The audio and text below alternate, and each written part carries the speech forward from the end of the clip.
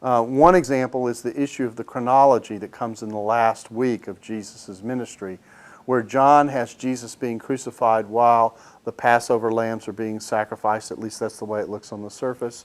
While the synoptics have Jesus eating a Passover meal with his disciples as part of the Last Supper, which means that the sacrifice should have taken place earlier than John relates.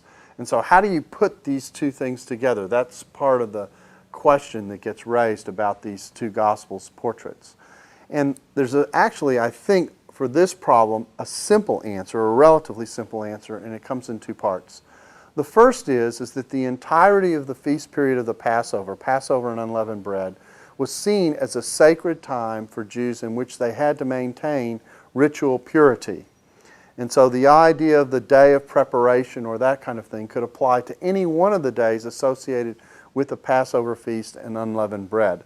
That may explain some of the language that we're getting from the Gospel of John about the day of preparation.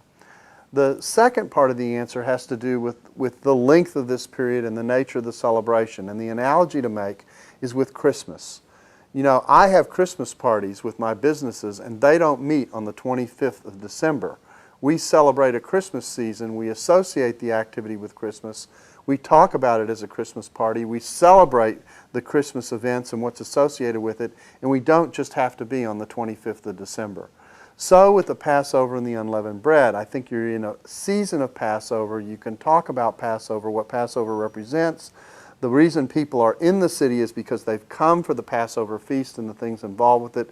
The celebrations that are a part of that gathering would be associated with that holiday, and that's actually part of what I think is going on. If someone presses me, although I can't absolutely prove it, I would say that I think the synoptics are right to say that Jesus had a Passover meal and that John has dealt with the general time of the Passover to equate Jesus' death with this time period that extends from the beginning of this feast through the week. And oftentimes Jews would refer to the entire period as the Passover or the entire period as the time of unleavened bread. So I think that is the best explanation for this chronological problem that we often see raised about the last week.